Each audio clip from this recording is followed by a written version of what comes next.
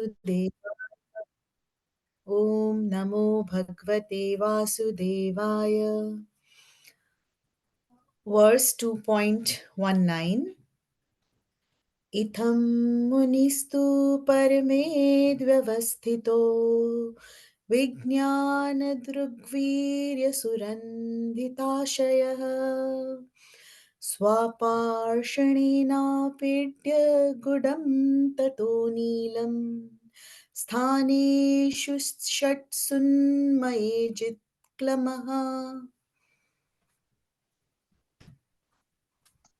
By the strength of scientific knowledge, one should be well situated in absolute realization and thus be able to extinguish all material desires.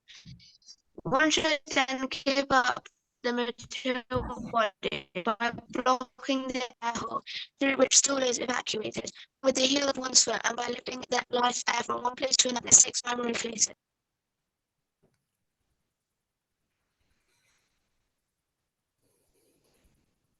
Verse 2.20. नाभ्यां स्थितं हृदयधिरोप्य तस्मात् उदानगत्योरसीतं नयेन्मुनिः ततो अनुसन्धाय धिया मनस्वी स्वतालुमूलं शनकैर्नयेत. The meditative devotee should slowly push up the life air from the navel to the heart, from there to the chest, and from there to the root of the palate. He should search out the proper places with diligence. Verse 2.21. तस्मात् भ्रुवोरन्तरमुन्नयेत निरुद्धसप्तायतनो अनेपेक्षः स्थित्वा मुहूर्तार्धं कुण्ठदृष्टिर्निर्भिद्य मूर्धन् वृसजेत् परं गतः. Thereafter, the bhakti yogi should push up the life air up between the eyebrows, and then, blocking the 7 outlets of the life air, he should maintain his aim for going back home, back to Godhead.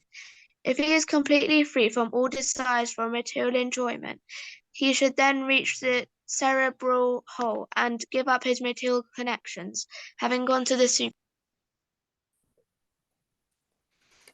Verse 2.22.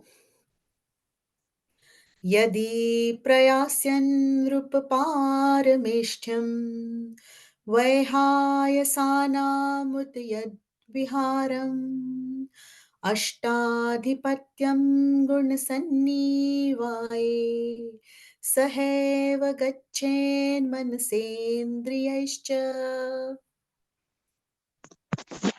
However, O king, if a yogi maintains a desire for improved material enjoyments, like transference to the topmost planet, Brahmaloka, or the achievement of the eightfold perfections, travel in outer space with the Vihayasas, or a situation in one of the millions of planets, then he has to take away with him the materially molded mind and sense.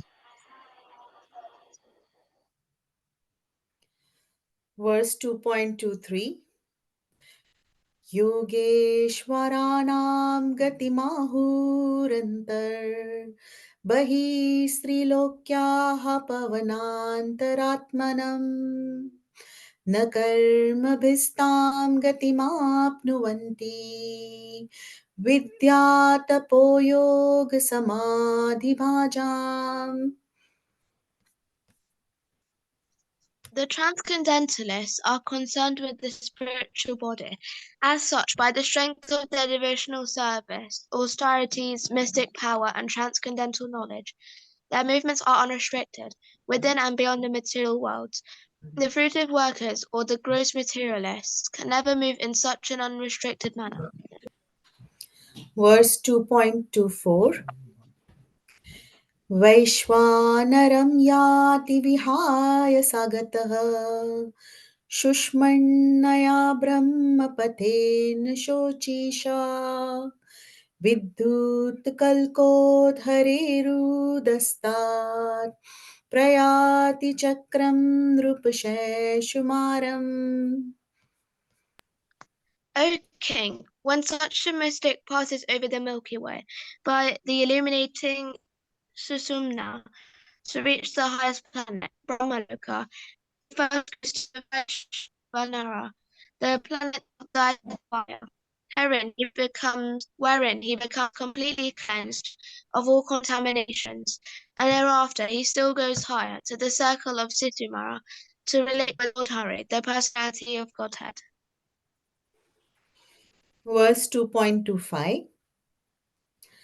तद्विश्मनाभिं त्वतीवर्त्य विष्णोरणीयसाविर्जिनात्मनैकः नमस्कृतं ब्रह्मविदामुपैति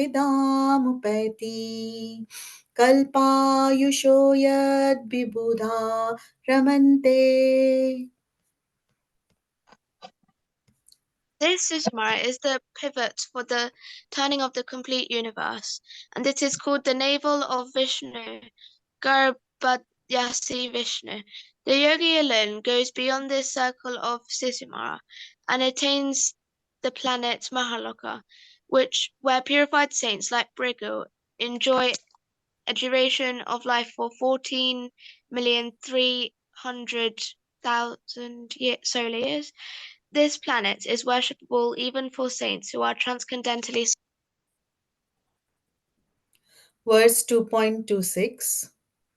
अथो अनन्तस्य मुखानलेन दण्डयमानं स निरीक्ष्य विश्वम् निर्याति सिद्धेश्वर्युष्टदिष्णयम् यद्वैपरार्ध्यं तदुपारमेष्टम्. Please, could you scroll down, Mataji?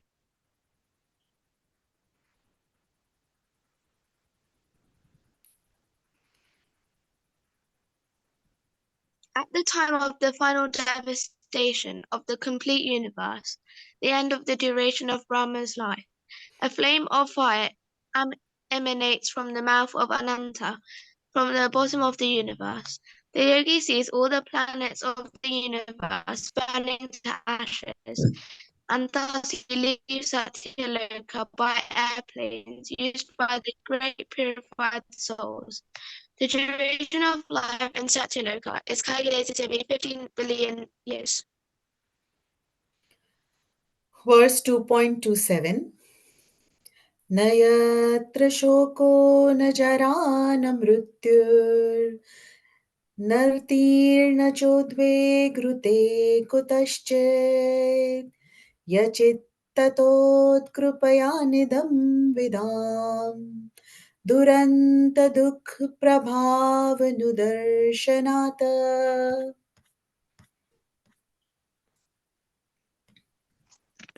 In that planet of Satyaloka, there is neither bereavement, nor old age, nor death. There is no pain of any kind, and therefore there are no anxieties, save that sometimes, due to consciousness, there is a feeling of compassion for those unaware of the process of devotional service, who are subjected to unsurpassable miseries. Verse 2.28. ततो विशेषं प्रतिपद्य निर्भय तेनात्मनोप अनमूर्तिवर्त sorry स्तेनात्मनापो अनमूर्तिवर्तिरत्वन् ज्योतिर्मयो वायुमेत्पत्यकाले वाव्यात्मनाघं बृहात्मलिङ्गम्. After reaching Satyaloka, the devotee is specifically able to be incorporated fearlessly by the subtle body in an identity similar to that of the gross body, and one after another, he gradually attains stages of existence from earthly to watery, fiery, glowing, and airy, until he reaches the ethereal stage. Verse 2.29. घ्राणेन गन्धं रसनेन्वैरसं रूपं च दृष्ट्या श्वसनं त्वचैव श्रोत्रेण चोपेत्य नभो गुणत्वं प्राणेन चाकूतमपैति योगी. The devotee thus surpasses the subtle objects of different senses, like aroma by smelling, the palate by tasting, vision by seeing forms, touch by contacting, the vibrations of the ear by ethereal identification, and the sense organs by material act. Verse 2.30. सभूतसूक्ष्मेन्द्रियसन्निकर्षम् मनोमयं देवमयं विकार्यम् संसाद्यगत्या सहतेन याति विज्ञानतत्त्वं गुणसन्निरोधम्. The devotee, thus passing the gross and the subtle forms of coverings, enters the plane of egoism, and in that status he merges the material modes of nature, ignorance and passion, in this point of neutralization, and thus reaches egoism in goodness.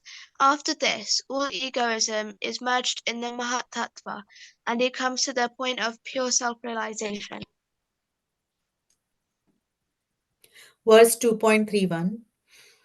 तेनात्मनात्मानुपैति शान्तम् आनन्दमन्नानन्दमयो वसाने एतां गतिं भागवतीं गतो यः स वै पुनर्ने विषज्यते अङ्गः. Only the purified soul can attain the perfection of associating with the personality of Godhead in complete bliss and satisfaction in its constitutional state. Whoever is able to renovate such devotional perfection is never again attracted by this material world, and he never. Verse 2.32. एते श्रुतीते नृपवेदगीते त्वयाभिपृष्टे च सनातने च ये वै पुरा ब्रह्मणाः तुष्ट आराधितो भगवान् Vasudev. Your Majesty, Maharaja Pariksit, note that all that I have described in reply to your proper inquiry is just according to the version of the Vedas, and it is eternal truth. This was described personally by Lord Krishna unto Brahma, with whom the Lord was satisfied upon being properly worshipped. Verse 2.33. न ह्यतोऽन्यः शिवः पन्था विष्टः संसृताविह वासुदेवे भगवती भक्तियोगो यतो भवेत्. For those who are wandering in the material universe, there is no more auspicious means of deliverance than what is aimed at the direct devotional service of Lord Krishna. Verse 2.34. भगवान् ब्रह्मकार्तस्नेन त्रिरन्वीक्ष्य मनीषया तध्यवस्यत्कूटस्थो रतिरात्मन्यतो भवेत्. The great personality Brahma, with great attention and concentration of the mind, studied the Vedas 3 times, and after scrutinizingly examining them, he is certain that attraction for the Supreme Personality of Godhead, Sri Krishna, is the highest perfection of. Verse 2.35. भगवान् सर्वभूतेषु लक्षितः स्वात्मना हरिः दृश्यैर्बुद्ध्यादिभिर्द्रष्टा अनुमापकैः.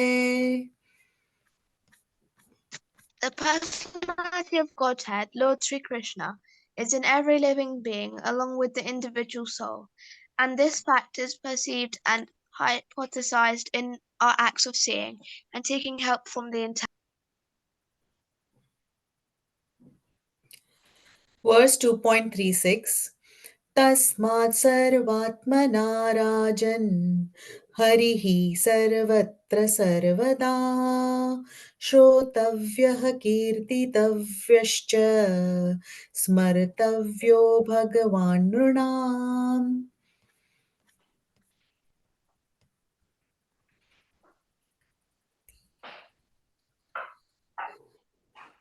Okay, it is therefore essential that every human being hear about, glorify, and remember the Supreme Lord, the personality of Godhead, always and everywhere. Verse 2.37. पिबन्ति ये भगवतात्मनः सतां कथामृतं श्रवणपुटेषु संवृतम् पुनन्ति ते विषयविदूषिताशयम् व्रजन्ति तच्चरण్ सरोरुहान्तिकम्. Those who drink through oral reception, fully filled with the nectarian message of Lord Krishna, the beloved of the devotees, purify the polluted aim of life, known as material enjoyment, and thus go back to Godhead, to the lotus of Him, the personality of Godhead. Thank you, Hare Krishna. Hare Krishna. Thank you so much, Disha Mataji. A wonderful Sanskrit recitation, and Orpita for the English reading. Thank you so much. So today we are going to discuss the summary of chapter 2. So we have finished verse by verse, and today we do chapter 2 summary, and then next time, so Monday, it starts chapter 3. I'm going to share my screen.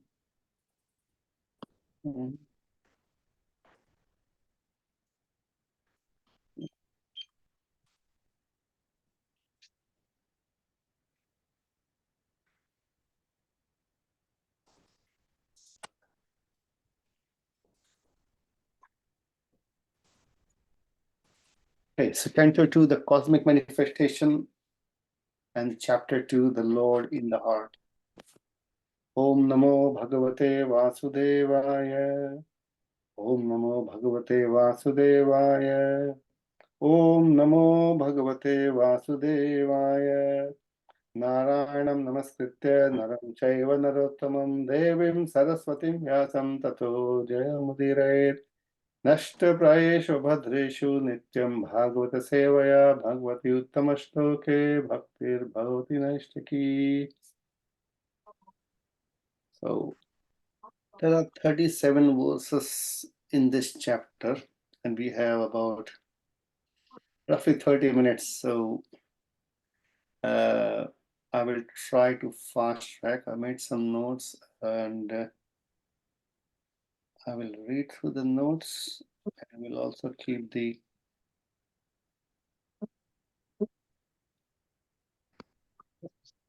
translation purport here. There's no purport, so just the meaning. Let's see how it goes. Okay.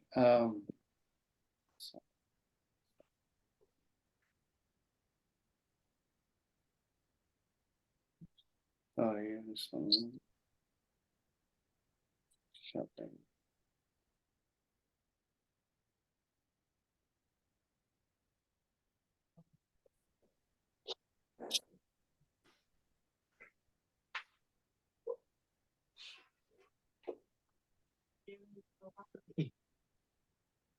If I have videos on Google Drive, Yeah.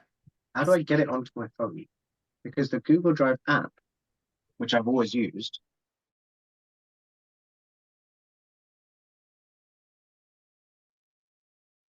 Hare Krishna, Prabhuji, please unmute yourself. Sorry, I muted myself. Yes, sorry, Prabhuji. I had to mute everyone because there was so much background noise. Okay, okay, no problem. Okay, so what can you see now? Can you see the Google Docs? I can see summary SP 2.2. Okay, perfect. That a Word document. Yes, that's okay. That's good. So yeah. Hare Krishna. Okay, I put some words here. There was a lot to cover. So ideally, I would like to have a separate slide for each verse, but I think I did not have the sufficient time, so my apologies for that.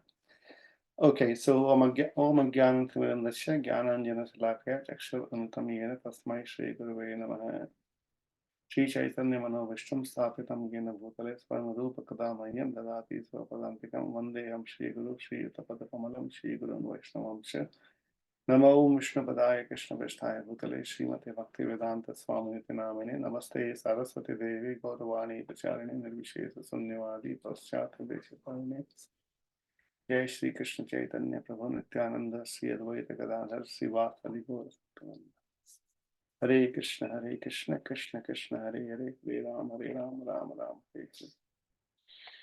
Okay, so this is the second chapter. So we know Parikshit Maharaj has asked some very important question. What is the duty of someone who's about to die?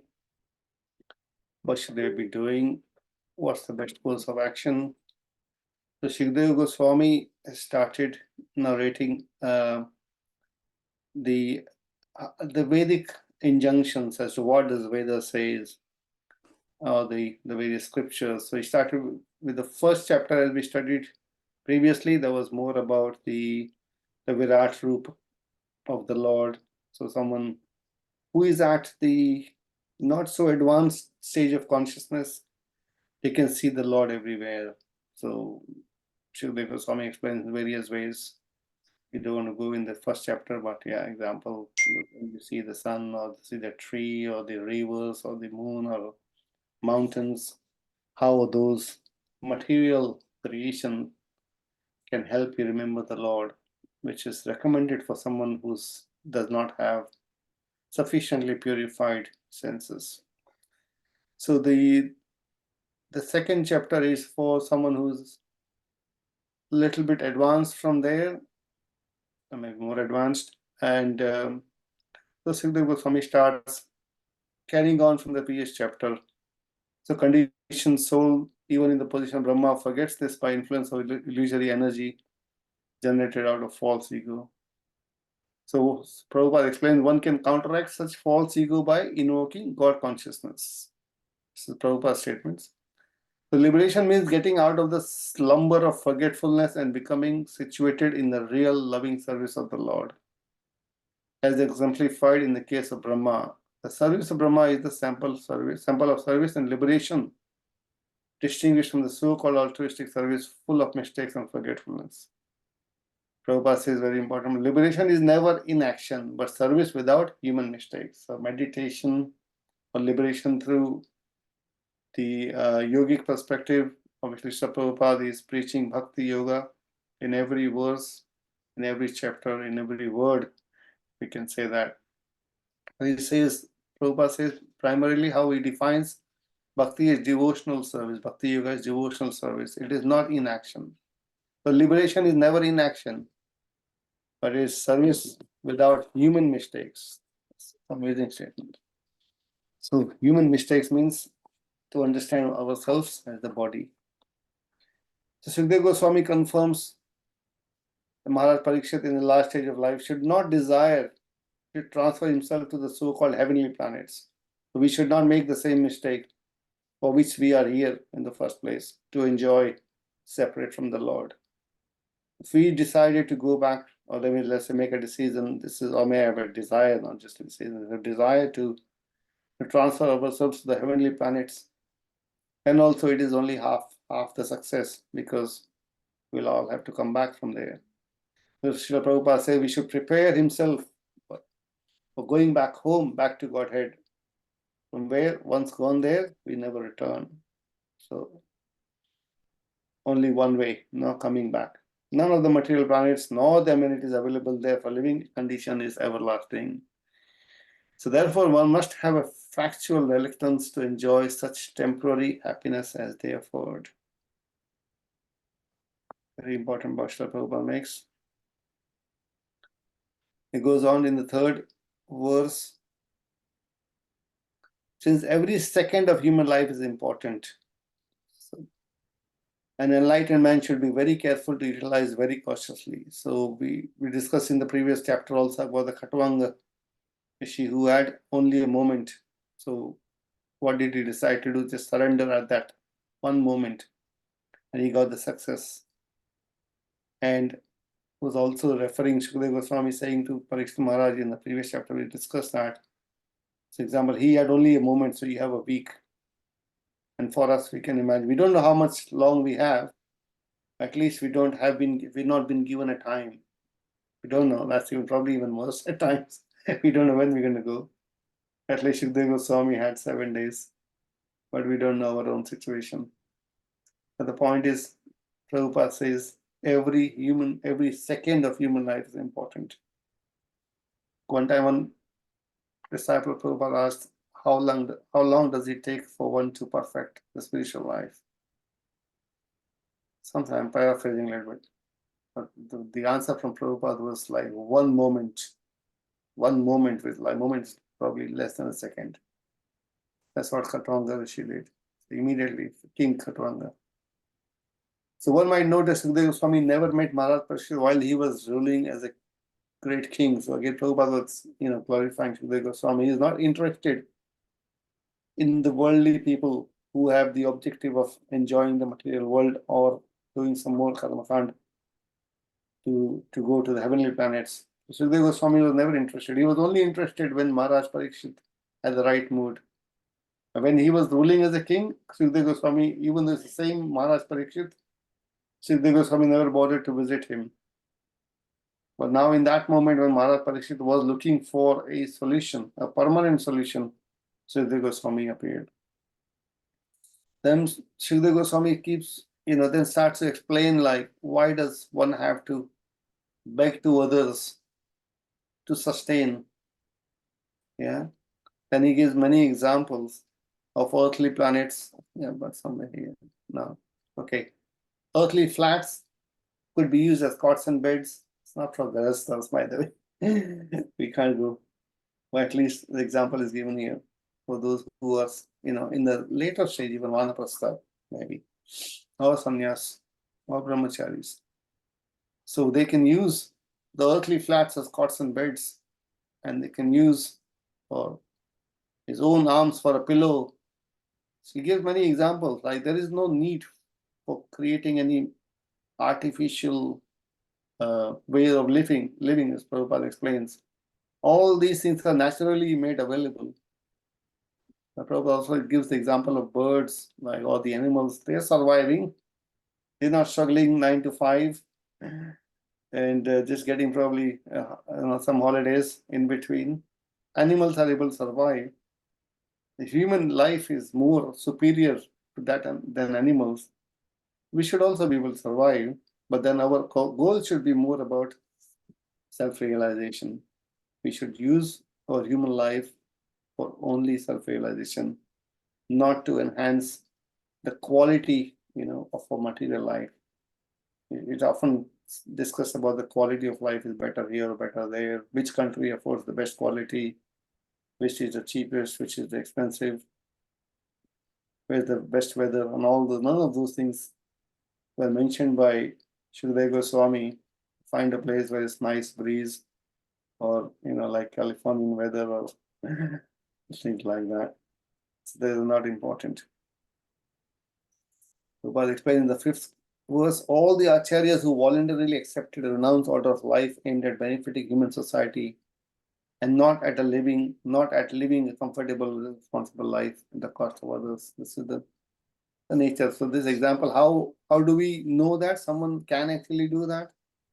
Yes. So there are so many acharyas who have voluntarily accepted the renounced order. They did not, put endeavor to improve their material life, but their objective is more about compassion, showing compassion to the, to the distressed souls like us. So then Shukadeva Goswami says, to search out the Supreme Personality of Godhead, we need not go anywhere else because the Lord is within our hearts. So now he's going to focus on the Paramatma within the heart. And then again in the verse 7 also, Karma Kand is rejected once again by Shukadeva Goswami because it does not give any benefit to anyone. And he goes on to say, who will be that? I think somewhere in there, who will be that foolish who will, seeing all these material life or distress, would not adopt bhakti? So he starts with because remember, this is for the advanced yogi. So advanced yogi sees the form of the Lord within the heart. Then how does Shukadeva Goswami explains the form of the Lord? It's very nice to hear. So we can meditate on this. So this is Dharana Ashraya for advanced yogi. The Dharana Ashraya. Dharana means meditation. Ashraya is shelter. What is the meditation or the object of meditation for advanced yogi? Is the four-armed form of the Lord in the heart. And Lord resides in the region of heart. He explains to the detail that size is, what is the size of the Lord? 8 inches. And 4 hands carrying Kanj, Rathanga, Shankh and Gada. Kanj is lotus. We were reading or hearing the bhajan last week about the Lord Ram, how all parts of his body is like lotus. Rathang is the chakra, Shankha and Gada. His mouth is always expressing happiness. He expresses happiness. His eyes, Lord's eyes, are like lotus petals. His garments are yellowish like saffron of Kadamba, bedecked with jewel ornaments made of gold set with jewels. It's not difficult to meditate like that. You have to meditate. And Prabhupada has done wonderful because also you can see some paintings also. Prabhupada personally guided his artist. He was so thoughtful of everything. We cannot thank Prabhupada for many, many lifetimes, how we personally guided all the artists to paint Krishna in various forms. And that also helps because as we going deeper and deeper in the Kali Yuga, I think the ability to create a form with the oral reception becomes weaker and weaker.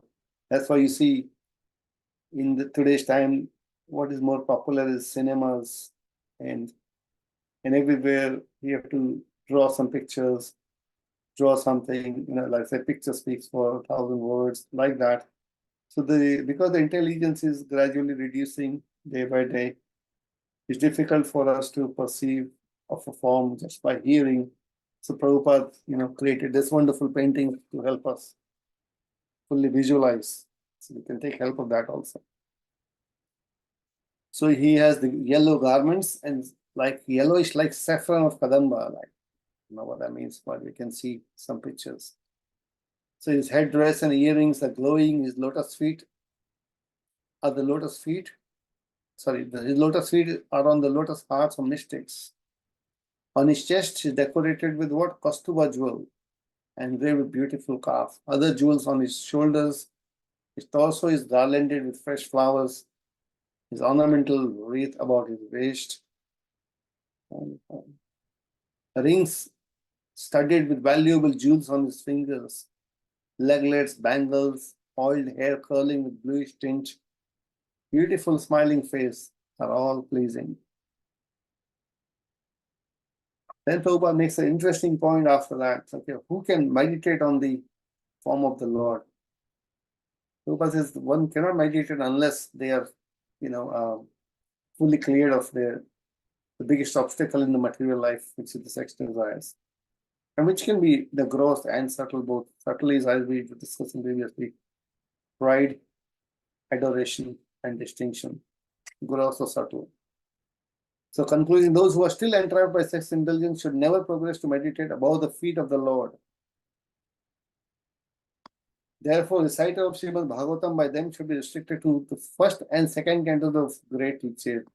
Sorry, therefore, recital of Srimad Bhagavatam by those who are still not able to control their senses fully, they should be restricted to only first and second cantos of the Lord, because that's considered as the lotus feet of the Lord. One must complete the purificatory process by assimilating the contents of first 9 cantos. Then one should be admitted into the realm of the 10th canto of Srimad Bhagavatam. This is a point Prabhupada makes few times. Maybe we are not able to relate this within this country, or maybe we are through the YouTube. But if you go to India, there is, Bhagavad Saptas, and there are so many reciters of Srimad Bhagavatam. And they're creating havoc, Prabhupada said they're creating havoc. But they should not be doing that. They should be only, reciting the first 2 cantos, whereas they start with the 10th canto directly with the Rasalila. And that's not recommended. So his pastimes, smiling glances, shining eyebrows show his mercy. One should meditate on his form until the mind remains in a concentrated state, dharana. So as we said, this is dharana ashraya, the meditation, fully concentrated. So then Shukdev Goswami explains in the verse itself, in the 13th verse, about the process of meditation. One should be going gradually from feet onwards, the particular order to take darshan of the Lord. So even now when we go to the temple, we've been hearing from day one, like how to take darshan of the Lord. Don't directly see the face of the Lord, because when you look at the lotus feet of the Lord, we humble ourselves, we offer our service, Pada Sevanam, surrender ourselves. This shows the mood of surrender, the mood of service to the Lord. So we have to, this is again confirmed in the Srimad Bhagavatam, what we've been hearing all the time. So according to Bhagavata school, the Lord's rasa dance is the smiling face of the Lord. Since it is recommended in this verse that one should gradually progress from the lotus feet up to the smiling face, we shall not jump at once to understand the Lord's pastime in the Rasalila. It is better to practice concentrating our attention by offering flowers and tulsi to the lotus feet of the Lord. This is such amazing, very clear, guidance. This is the beauty of Srila Prabhupada's purport. Like, he's not just saying what you should not do, but he's also saying what you should do or what you could do. It's not a hopeless situation. It's a process that Srila Prabhupada has given us. That I would say maybe we can just offer tulsi and flowers to the Lord's feet of the Lord. Okay. But Shukdev Goswami again says if someone is still not developed that kind of devotional inclination towards the Lord, he should meditate on the Virat Rupa at the end of his prescribed duties. So it doesn't matter, there is still hope for everyone. That kind of devotion is not there in the heart. For those yogis, they can go back to the Virat Rupa. It's already explained in the previous chapter. So then we go from 15 to 21, which process is explained by Shukdev Goswami. How does an advanced yogi leaves his body? We explained the various stages of the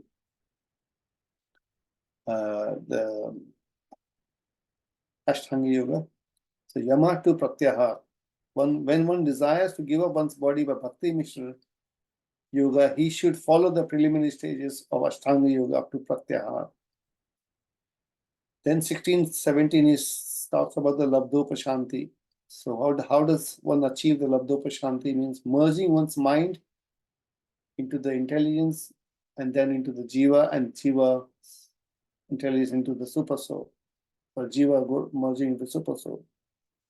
So one attains the supreme satisfied stage of cessation of material life, where there is no influence of time, demigods, modes, false ego, material nature. That's when this stage, when this merging of one, this is again more for yogi. I don't know how much we can relate to this, but we have to understand. Prabhupada also explains how this is achieved by a devotee. which is also amazing. Let's still read this. When the living entity is directly seen by the Lord dictates him to act according to his desire. And when the living entity follows him perfectly, the living entity ceases to discharge any other duty for his illusory satisfaction. This is for a devotee. In its pure, unalloyed state, the living being attains a stage of full bliss, labdopashanti, and ceases all material anchorings. The Lord is seeing the living entity. This is not that living entity is seeing the Lord. The Lord is seeing the living entity of the jiva. And then Lord dictates him, according to his desire, how the living entity should engage in the service to the Lord. So Prabhupada explains, in the Bhagavad Gita, 3 principal subjects have been explained by Lord Krishna. Namely, you all know, Karma Yoga, Jnana Yoga, and Bhakti Yoga. But one can reach the Vaikuntha planet by practice of Bhakti Yoga only. The other two are incompetent in helping one reach the Vaikuntha Lok, although they can, however, conveniently take one to the effulgent Brahmajyoti as described above. So other two types of yoga, Jnana Yoga, Karma Yoga. Gradually, Karma Yoga also it's explained like with the Karma Kand, people are given the come to the stage of goodness, then they have some material desires, they go to the higher planet of the Swargaloka, they enjoy, they come back, but they keep continuing the process at some stage, very slow process. Bhakti Yoga is like Prabhupada says, like elevator. All the other processes like the stairs. It's a tall building. May take us a very long time to go through the stairs and may not have the energy to sustain all the way. So Bhakti Yoga is like the elevator. By the kripa of the Guru and the Sadhu, we get elevated, our consciousness gets elevated. Just conscious of that. Okay, so 19 to 21, 18 is again, Sridhar Goswami talks about the Brahman realization. In 19 to 21, he again explains the Shat Chakra Yoga, the 6 chakras, how does and progresses the life here, starting from the Muladhara Chakra right at the anus, and then going up Padishtan, Manipuraka, and then Manipuraka is in the navel, then Heart Chakra, Anahat Chakra, and then Vishuddhi Chakra, Agna Chakra, and then what he does is the yogi blocks the 7 holes.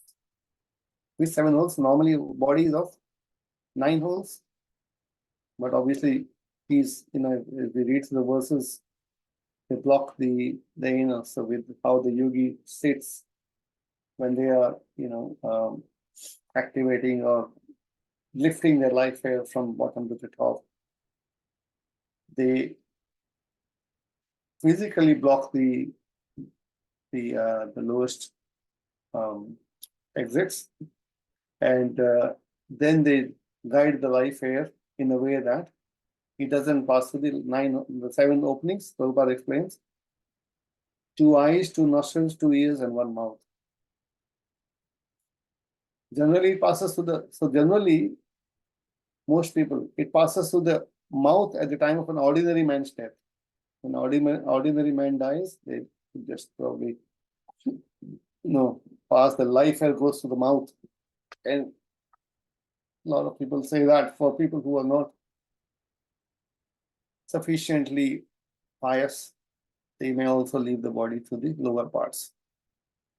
But the yogi, as I've mentioned, who controls the life air in his own way, generally releases the life air by puncturing the cerebral hole in the head. Can you imagine? Prabhupada has also done a painting, I don't know if you've seen that. The yogi sitting in that posture, and you can see there's a opening up of the cerebral hole. So yogi blocks all the 7 holes. This is the sure sign of, Prabhupada says, devotees leaving the material connection also. And Prabhupada said, in the old days, such practice was very common for the transcendentalists, for the mode of life and character in those days were favorable. So that was the practice. A, there was a long lifespan. B, they were not working hard not trying to find a job when I grow, like still being educated for the only one purpose. What is the best job you can do? Which pays you the best? That was not the motive in those days. Everyone's motivation was more of, uplifting their consciousness, or, at least going to the higher planetary system, or, but no one was looking to have a better life here, or get some more money, or pay some mortgage. It did not exist in the past. I don't know how people were surviving. There was no mortgage in the past.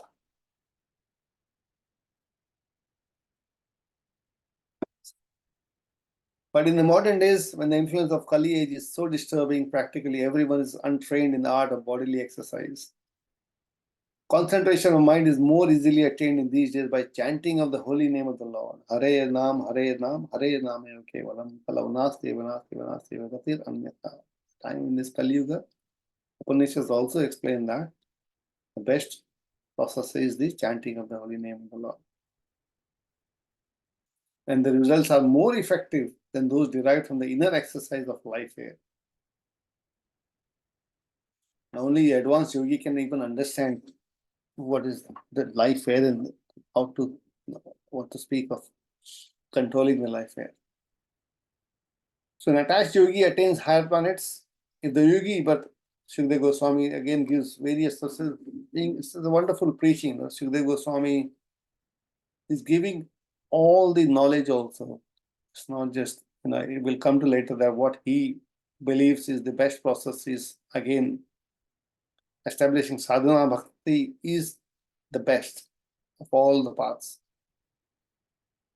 So, but within these, again, we discussed previously already, within 24 to 27, he goes again explaining someone who has still got some desires. So this desire is not the same as the karmic desire. This desire of a yogi is at a subtle level. He still has the desire to experience the Dashta Siddhis, the various types of Siddhis, and Bhagavatam explains.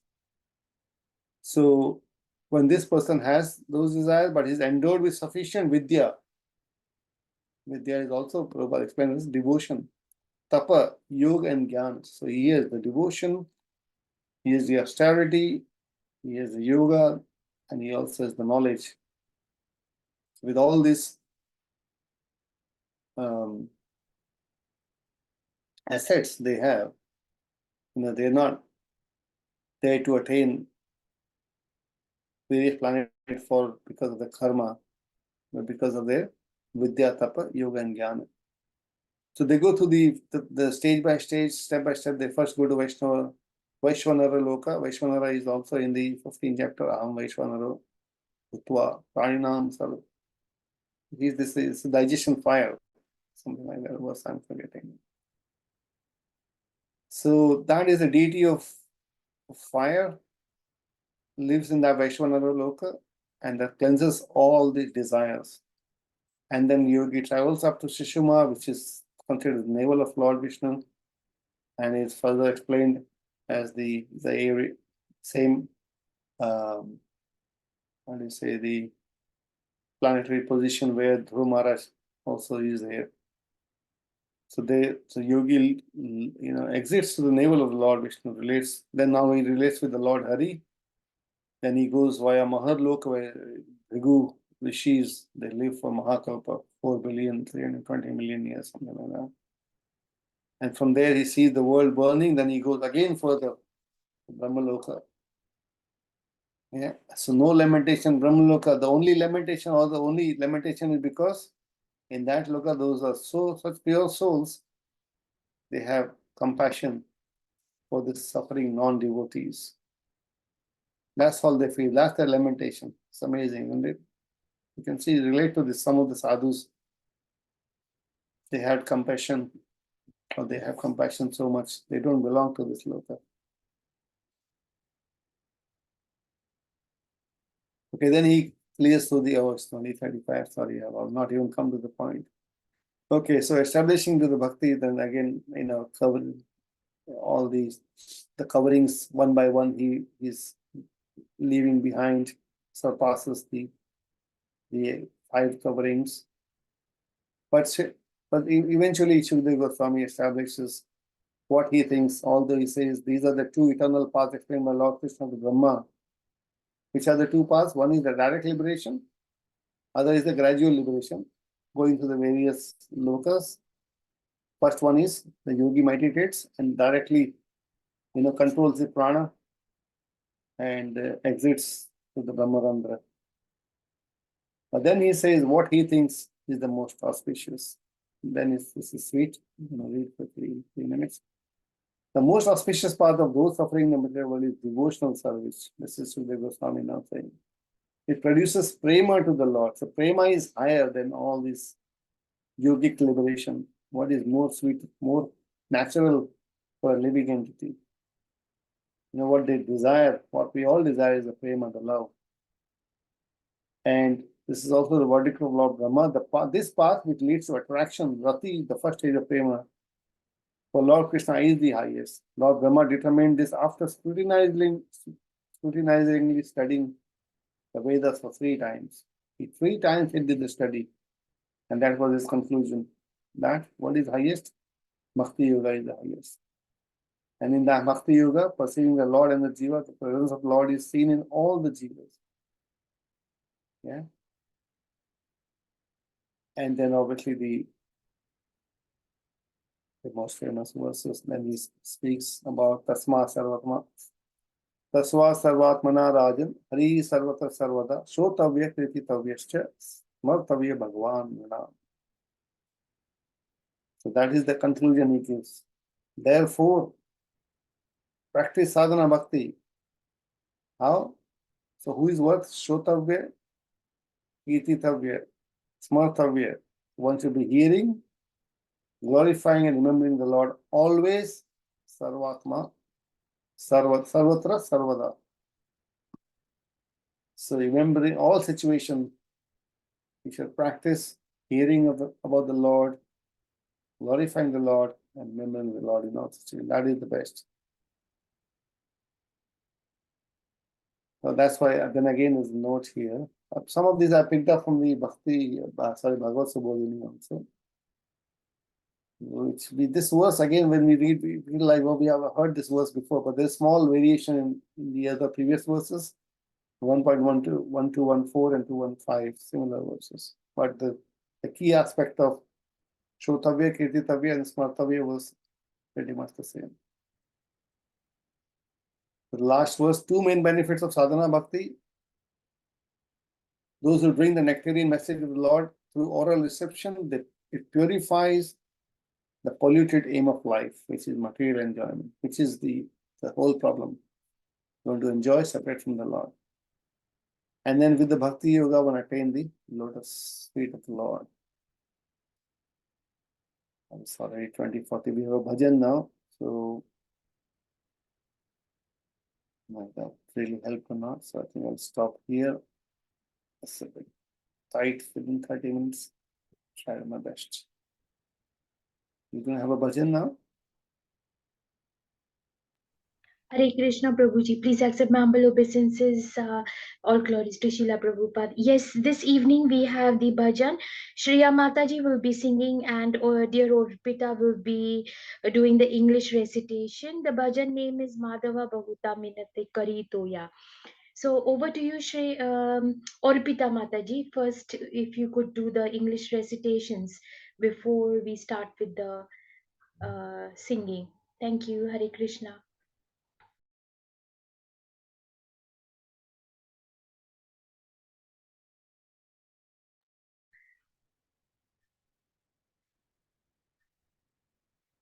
Dear Orpita, are you ready? Hare Krishna.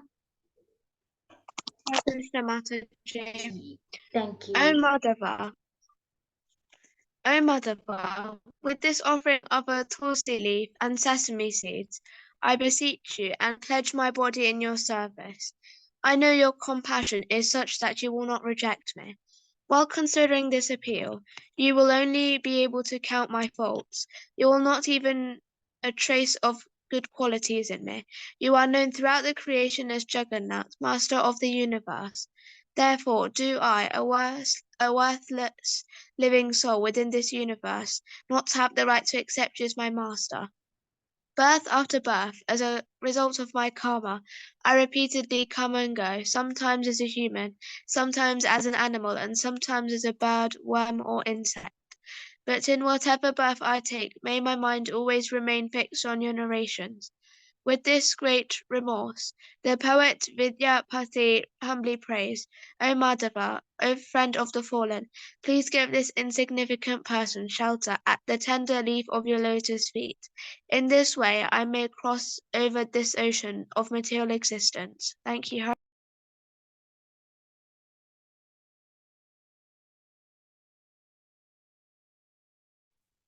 Hare Krishna, Arpita Mataji, thank you. Thanks, Sakshi Mataji and Shyam Hari Das Prabhu. So this is a bhajan which was sung by Vidyapati, who is a Brahmin, and he was born in present-day Bihar in India. So I'll start now. He Madha, He Radha Madha, Madhava, He बहुत मिनती करी तो माधव हे बहुत मिनती करी तो देई तुलसी तिला देह समार्पिनु देई तुलसी तिला देह समार्पिनु दया जानी नाचर बिमोया दया जानी नाचर बिमोया माधवा माधवा हे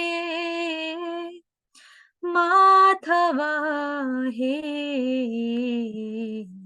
बहुत मिनती करी तो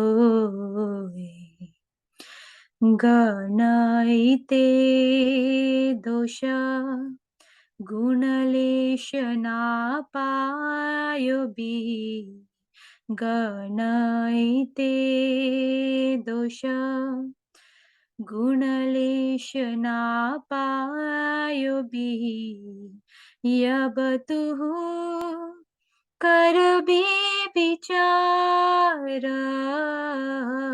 यबतुः करबी विचार तू जगन्नाथ जगत का हायोशी तू जगन्नाथ जगत का हायोशी जग बहिर नहीं मोनि चारा जग बहिर नहीं मोनि चारा माधवा माधवा हे माधवा हे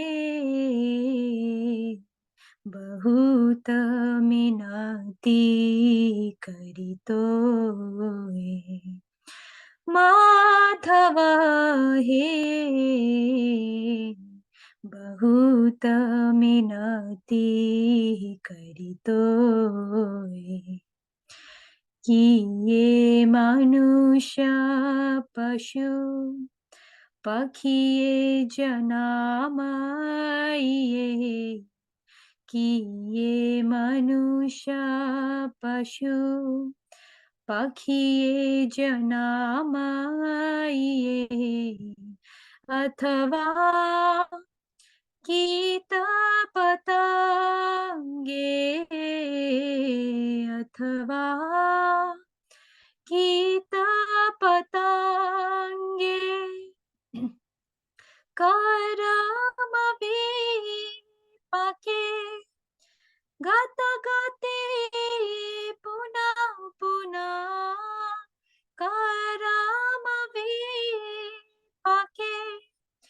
गाता गाते पुनः पुनः मती रहूं तू या प्रसंगे मत रहूं तू या प्रसंगे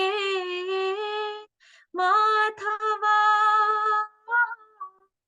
माधवा हे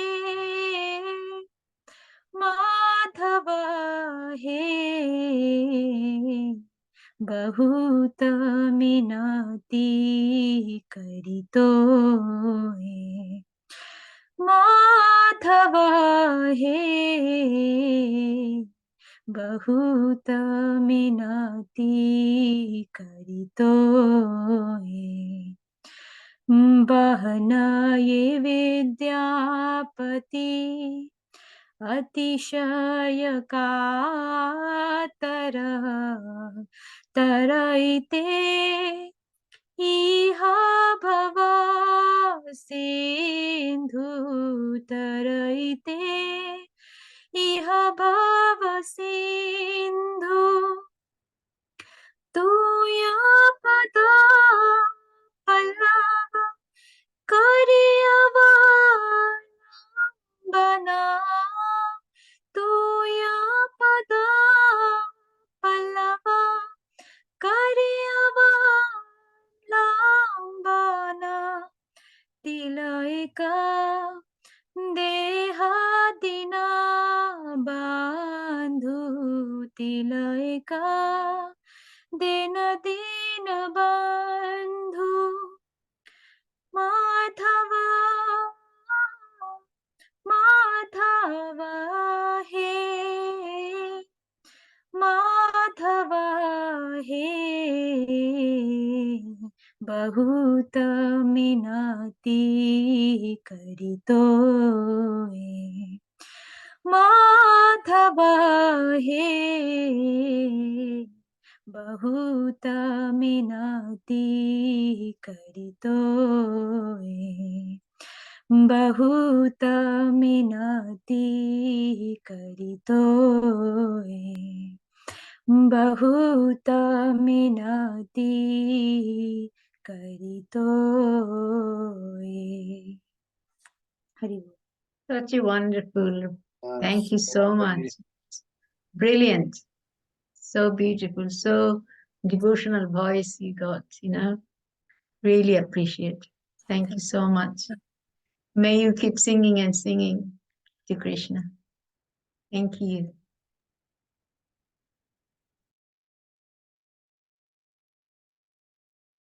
That was very nice.